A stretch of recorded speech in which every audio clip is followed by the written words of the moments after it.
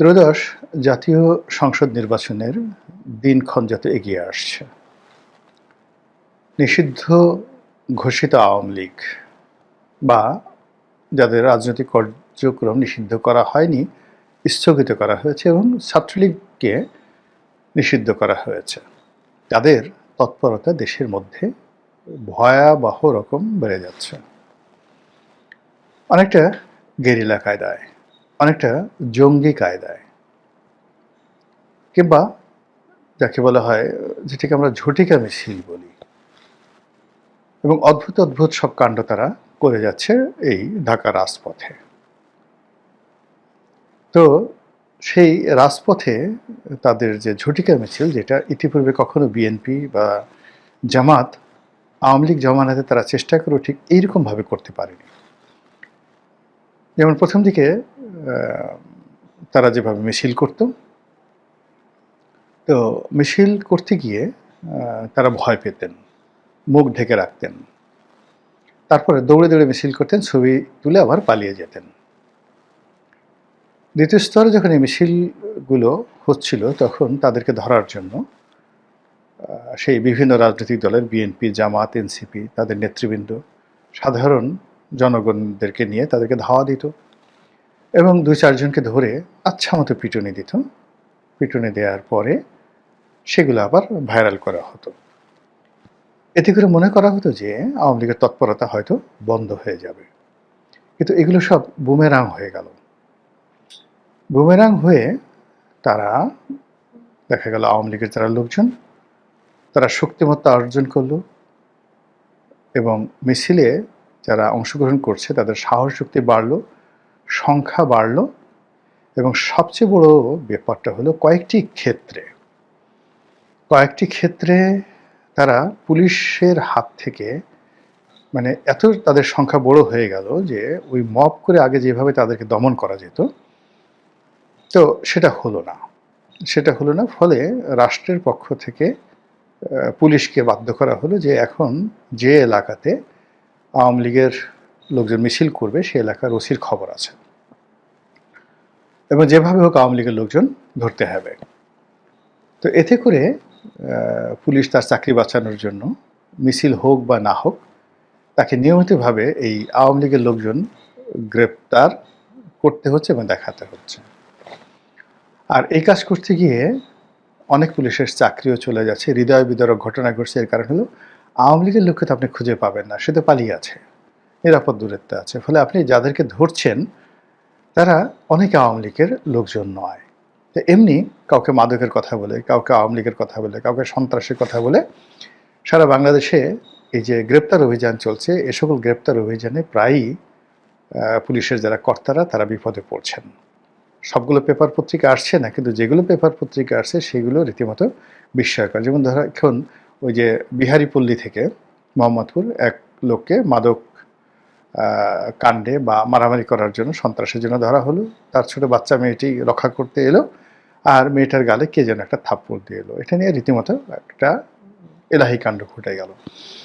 তো এইরকম আবার পুলিশ দুটো ঘটনা ঘটেছে। একটা ঘটনা হলো যে মানিক মিয়া অভিনীত সংসদের সামনে আওয়ামী লীগের লোকজন বিরাট একটা মিছিল করলো। তো 3টা ভাগে বিভক্ত তারা মিছিল করছিল। এক পক্ষ মিছিল করছিল, আর এক পক্ষ পিছনে কেউ যেন মব তৈরি করতে না পারে সামনে এবং পেছনে, এজন্য তারা সেই মোটরসাইকেল নিয়ে তারা সেফ গার্ড হিসেবে, ভ্যান গার্ড হিসেবে তাদেরকে সিকিউরিটি দিচ্ছিল এবং সঙ্গে নিঃসন্দেহে দেশীয় অস্ত্রশস্ত্র ছিল। আরেকটি পক্ষ একেবারে চিলের মতো ছো মেরে পুলিশের হাত থেকে যেন আওয়ামী লীগের লোকজনকে ধরা পড়ে তাকে ছিনিয়ে নেওয়া যায়, সেইভাবে তারা ওত পেতেছিল, যেটা পুলিশ স্বপ্নেও কল্পনা করেনি। তো মানিক মিয়া অভিনীত এইভাবে মব হলো না, কিন্তু পুলিশ কয়েকজনকে ধরে ফেললো। আর তাদের উপর রীতিমতো বাজ পাখি বা চিল বা ঈগল পাখি যেভাবে ছো মারে, ওইভাবে মোটর সাইকেলে এসে একদল দঙ্গল আওয়ামী লীগ বা ছাত্রলীগের, নিষিদ্ধ ছাত্রলীগের কর্মীরা পুলিশের হাত থেকে উদ্ধার করে নিয়ে গেল। পুলিশ রীতিমতো বেকুব, এটা কি ধরনের কথা, এভাবে হয়? মানে মন্ত্রী খুব ক্ষেপে গেলেন, আইজি সাহেবও ক্ষেপে গেলেন, কিন্তু পরবর্তীতে এই ধরনের ঘটনা আর দ্বিতীয়বার ঘটেনি। মানে পুলিশ ওইভাবে মিছিল থেকে কাউকে গ্রেপ্তার করার চেষ্টা করেনি, আর ওইভাবে ছিনিয়ে নেওয়ার মতো ঘটনা ঘটেনি। তাই বুঝতে পারেন ব্যাপারটা এখানে কাদের জয় হলো। আরেকটি ঘটনা ভীষণ রকম আতঙ্ক তৈরি করেছে, এবং এটা বলা হচ্ছে সন্ত্রাসী কাণ্ড, কিন্তু এর সঙ্গে যে নিষিদ্ধ ঘোষিত ছাত্রলীগ বা আওয়ামী লীগ জড়িত নয়, এটা আমি বুকে হাত দিয়ে বলতে পারবো না, আমার সন্দেহ হচ্ছে। এই জন্য পুলিশ যে ভয় পেয়ে গেছে মোহাম্মদপুরে, সেটা হলো 999-এ পুলিশকে টেলিফোন করে একটা টহল গ্রুপকে নেওয়া হয়েছে নিরাপদ জায়গাতে, এবং সেখানে নিয়ে পুলিশের উপর আক্রমণ করা হয়েছে। হতে পারে এটা কোনো ছিনতাইকারী গ্রুপ, সন্ত্রাসী গ্রুপ, অথবা ওই এলাকার পুলিশ কোনো রাজনৈতিক, মোহাম্মদপুর এলাকাতে রাজনৈতিক তৎপরতা দেখিয়েছে আওয়ামী লীগ বা ছাত্রলীগ, তাদের উপর হয়তো পুলিশ শক্তি প্রয়োগ করার চেষ্টা করেছে, বাড়ি বাড়ি আক্রমণ করার চেষ্টা করেছে। ওটার জন্য পুলিশের উপর এমন একটা আক্রমণ করা হলো যেটি সারা বাংলাদেশে রীতিমতো পুলিশের মধ্যে নতুন করে আতঙ্ক তৈরি করে ফেলেছে। এইগুলো দেশের অবস্থা। নির্বাচন যত ঘনিয়ে আসছে, এই দেশের মধ্যে এই কাজগুলো একের পর এক ঘটানো হচ্ছে। তো কাজে আমরা নিশ্চিত যে শেখ হাসিনা, এস আলম বা জেলখানার মধ্যে যে সকল ধনকুবেরা রয়েছেন, তারা এখানে যথেষ্ট বিনিয়োগ করছেন আওয়ামী লীগকে এভাবে একটি মানে জঙ্গি অবস্থায় পৌঁছে দেওয়ার জন্য, এবং আওয়ামী লীগের যারা প্রতিপক্ষ তাদের মনে ভয় তৈরি করার জন্য। এই গেল একটা। অন্যদিকে অস্ত্র ধরা পড়ছে, এবং বিভিন্ন মাধ্যম থেকে, গোয়েন্দা সূত্র থেকে যেটা বলা হচ্ছে যে আমাদের যে সীমান্ত, ভারত সীমান্ত তো এখন বন্ধ, তবে মায়ানমার সীমান্ত দিয়ে প্রচুর অস্ত্র দেশের মধ্যে ঢুকছে। কেউ বলার চেষ্টা করছে যে এটা অস্ত্র চোরাচালানের একটা গোল্ডেন রুট হয়ে পড়েছে, এবং এই অস্ত্র থাইল্যান্ড থেকে, চীন থেকে বিভিন্ন জায়গাতে এসে এটা ভারতে ঢুকে যাচ্ছে, বাংলাদেশের মধ্যে থেকে যাচ্ছে, বা অন্য কোনো তৃতীয় দেশে চলে যেতে পারছে, হোয়াট এভার মেবি, বাট এটা অস্ত্র চোরাচালানির একটা গোল্ডেন রুট হয়ে পড়েছে। এমনি গত 14 মাস ধরে মায়ানমার থেকে অবাধে গরু আসছে, অন্যান্য চোরাচালানি পণ্য আসছে, ইয়াবা আসছে, আর অস্ত্র আগেও আসছে, কিন্তু এখন এটি সীমাহীন অস্ত্র এবং গোলা বারুদ।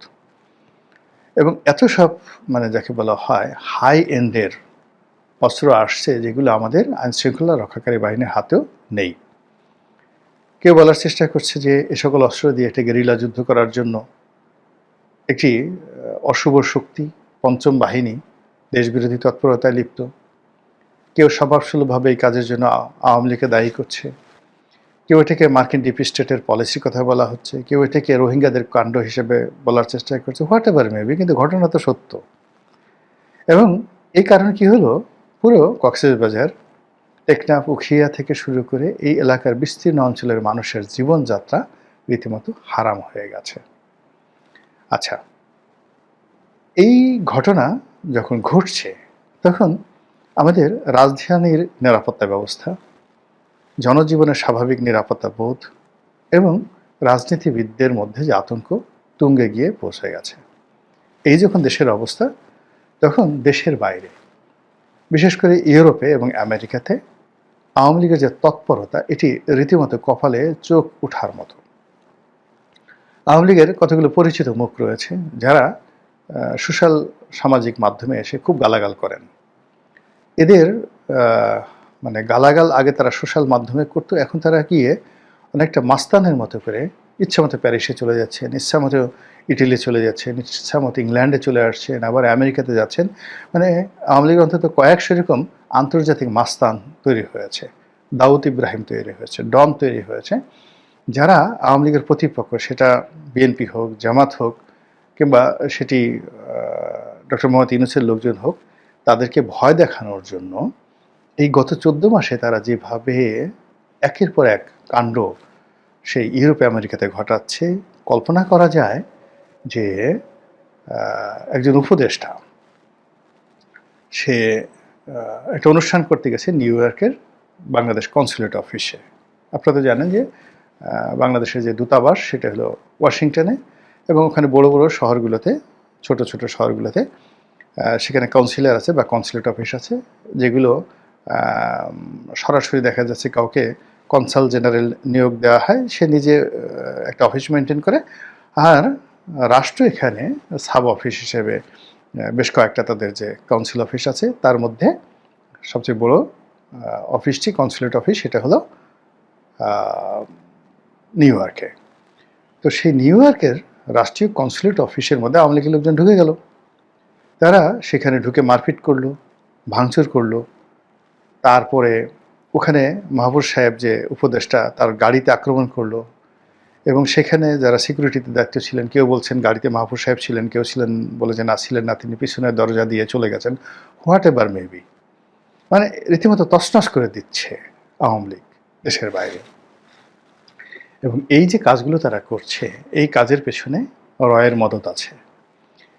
এই কাজের পেছনে সিবিআই তাদের মদত আছে। এই কর্মের পেছনে অজিত দোভাল এবং নরেন্দ্র মোদীর মদত আছে, ভারতের মদত আছে, দিল্লির চাণক্য নীতি আছে, এতে কোনো সন্দেহ নেই। তারা আওয়ামী লীগের পেছনে ইনভেস্ট করছে, আওয়ামী লীগ নিজে ইনভেস্ট করছে, ভারত ইনভেস্ট করছে। এই কথাগুলো আপনাকে বুঝতে হবে, বিশ্বাস করতে হবে, সেভাবে প্রস্তুতি নিতে হবে। আপনারা যারা জানেন যে কলকাতাতে তাদের এই মুহূর্তে কয়েক লাখ শীর্ষ নেতা কর্মী রয়েছে, যারা সেখানে রীতিমতো একটা বাজার বসিয়ে নিয়েছেন। এবং আপনারা জানেন যে আওয়ামী লীগ যেখানে যায় সেখানেই তারা রাজত্ব প্রতিষ্ঠা করে ফেলে। আমাকে একজন লোক বলতেছিলেন যে একটা সময় হেমায়েতুল্লাহ আরঙ্গ এবং কাদের সিদ্দিকী সাহেব, তারা কলকাতাতে যখন ছিলেন ৭৫ পরবর্তী সময়, পুরো কলকাতার আন্ডারওয়ার্ল্ড তারা নিয়ন্ত্রণ করতেন। একটি অংশ, কলকাতার একটি অংশ হেমায়েতুল্লাহ আরঙ্গ নিয়ন্ত্রণ করতেন, অপর অংশটি কাদের সিদ্দিকী নিয়ন্ত্রণ করতেন। আরঙ্গ সাহেব মারা গেছেন, কাদের সিদ্দিকী জীবিত আছেন। এটা বদনাম হতে পারে, দুর্নাম হতে পারে, বাট এটাই সত্য। আর যে লোক আমাকে বলেছেন সেটা হলো তিনি কলকাতাতে গেছেন এবং একটা নির্দিষ্ট এলাকাতে গিয়ে তার মানিব্যাগ হারানো গিয়েছে। তো সবাই বললো যে এখানে মানিব্যাগ যদি পেতে হয় তুমি আরঙ্গ দাদার কাছে যাও। শিয়ালদহ স্টেশনের তার এই ঘটনা ঘটেছে, তিনি তার কাছে গেলেন এবং সে ঠিকই তার পরের দিন তাকে সেই মানিব্যাগ ফেরত দেওয়া হলো। তো এইরকম ছিল আওয়ামী লীগের ক্ষমতা। তো সেই আওয়ামী লীগের ক্ষমতা যদি ৭৫, ৭৬, ৭৭, ৮০ এই সময়টাতে এইরকম হয়, তো এখন আওয়ামী লীগের অবস্থা কেমন হতে পারে? তারা পুরো কলকাতার নিয়ন্ত্রণ নিয়ে নিয়েছে। কলকাতা পুলিশ, কলকাতার আন্ডারওয়ার্ল্ড, কলকাতার রাজনীতি। এবং মমতা ব্যানার্জি বা অমিত শাহ কিংবা ধরুন ওখানে যে সকল বিজেপি নেতা রয়েছেন, তাদের পুরো আওয়ামী লীগের যে কী প্রভাব এই মুহূর্তে ওখানে রয়েছে, সেটা আওয়ামী লীগের লোকজনদের ওখানে ঢলাঢলি দেখলেই বুঝতে পারবেন। সেখানে আওয়ামী লীগ অফিস নিয়েছে, নিয়মিত সেখানে আড্ডা হচ্ছে, চা সিঙ্গারা কস্তুরি, চা সিঙ্গারা ফুলুরি, তারপরে চা কফি, কত কিছু। এবং সেখানে এবং সর্বশেষ এই যে একজন মেজর জেনারেল বাংলাদেশ থেকে পালিয়ে গেলেন, মিস্টার কবির, সপরিবারে নাকি তিনি পালিয়ে গেছেন। তিনি সেখানে গিয়ে সেই প্রাসাদ বসবাস করছেন এবং এখানে সামরিক, বেসামরিক, পুলিশের লোক, স্বরাষ্ট্রমন্ত্রী সবাই মিলিয়ে ওখানে একটা মিনি বাংলাদেশ তারা গড়ে তুলেছেন। তাদের অর্থ আছে, পরিকল্পনা আছে, রাষ্ট্রীয় তথ্য আছে এবং তারা নিয়মিতভাবে স্পর্শকাতর জায়গাতে যোগাযোগ করে যে কর্মকাণ্ড চালাচ্ছেন, তৎপরতা চালাচ্ছেন, তার ফলে মিছিল ক্রমশ বড়ই হয়ে যাচ্ছে। আর এই যে কলকাতা কেন্দ্রিক যে কর্ম, এই কর্মগুলো করতে গিয়ে তারা যশোর, বেনাপোল, খুলনা, ভাঙ্গা, এরপর গোপালগঞ্জ, কোটালীপাড়া, শরীয়তপুর, মাদারীপুর, আলফাডাঙ্গা, বরিশাল এবং ঢাকা, কলকাতাকে কেন্দ্র করে এই কাজগুলো তারা করছে। এই এলাকাতে যারা বিএনপি করেন, এই এলাকাতে যারা রাষ্ট্র পরিচালনার বা রাষ্ট্রের পক্ষে প্রতিভূ, তারা খুব ভালো করে জানেন যে এই সমস্ত এলাকায় এখন আওয়ামী লীগের সেই দুর্দিন নেই। গেল এক। এখন বাকি যে এলাকাগুলো রয়েছে, ব্রাহ্মণবাড়িয়া, কুমিল্লা, এরপরে ফেনী, এই পুরো বেল্টের উপর আধিপত্য স্থাপন করার জন্য, ইনক্লুডিং নোয়াখালী, তারা আগরতলাকে টার্গেট করেছে এবং আগরতলাতে নতুন তাদের কেন্দ্র স্থাপন তারা করে ফেলেছে বা করতে যাচ্ছে। আপনারা জানেন যে বিরাট একটি অংশ, মানে তারা কয়েকটি জায়গাতে, দিল্লিতে কিন্তু খুব অল্প লোক আছে, আওয়ামী লীগের যে সমস্ত লোক পালিয়ে আছে তাদের একটা অংশ, যেমন কলকাতাতে বললাম আছে, ইউরোপ আমেরিকাতে আছে, সেখানে তো ইচ্ছা করলে এই কাজগুলো করা যায় না। কিন্তু মানে আগরতলাতে কিন্তু, মানে তাদের দ্বিতীয় গ্যাদারিংটা কিন্তু আগরতলাতে। কলকাতার পরে সবচেয়ে বেশি সংখ্যক লোক পালিয়ে আছে আগরতলাতে। তো এই আগরতলাতে এখন নিয়মিতভাবে কলকাতা থেকে বড় বড় নেতারা আগরতলাতে আসছে এবং আগরতলা লোকদেরকে সংগঠিত করে এই সীমান্তের এপারে, মানে আমাদের যে রাজনীতি এবং বাণিজ্যের যে প্রাণ, লাইফ লাইন, সেটা কুমিল্লা, ব্রাহ্মণবাড়িয়া, ফেনী, চট্টগ্রামের আগ পর্যন্ত, একদম সীতাকুণ্ড পর্যন্ত, এই এলাকাতে তারা তাদের তৎপরতা বাড়ার জন্য যে প্ল্যান তারা করে যাচ্ছে। আমরা সাধারণ জনগণ এই জিনিসগুলো যদি জানতে পারি, গোয়েন্দারা কি জানেন না? তারা এই কাজগুলো যে হচ্ছে এই ব্যাপারে কোনো প্রতিবেদন বা কোনো তথ্যপত্র কি ডক্টর মোহাম্মদ ইউনূসকে জানাচ্ছেন? সরকারের পক্ষ থেকে কোনো ব্যবস্থা নেওয়া হয়েছে? তারপর বিএনপি বা জামাত যে রাজনৈতিক দলগুলো রয়েছে, তারা কি এই সমূহ বিপত্তি মোকাবেলা করার জন্য প্রস্তুতি নিয়েছে? যদি না নেয় তাহলে বুঝতেই পারেন যে ফ্যাসিস্ট যাদের বিরুদ্ধে লড়াই সংগ্রাম করে 15টি বছর লড়াই সংগ্রাম করে আমরা সফল হয়েছি, যারা এখন আমাদেরকে সেই ছেড়ে চলে গেছেন অন্য একটি দেশে, সেখান থেকে যদি তারা এইভাবে একের পর এক তৎপরতা চালাতে থাকেন, সেই তৎপরতার ইফেক্ট আমাদের জনজীবনে, রাজনীতিতে এবং আমাদের সেফটি অ্যান্ড সিকিউরিটিতে এবং পুরো রাষ্ট্রের অস্তিত্বে কতটা ভয়ানক পরিণতি ঘটাতে পারে, আশা করি রাষ্ট্রের কর্তা ব্যক্তি যারা আছেন তারা অত্যন্ত গুরুত্বের সঙ্গে বিষয়টি দেখবেন। মহান আল্লাহ আমাদের সবাইকে হেদায়েত দান করুন এবং হেফাজত করুন। আসসালামু আলাইকুম ওয়া রাহমাতুল্লাহি ওয়া বারাকাতুহু।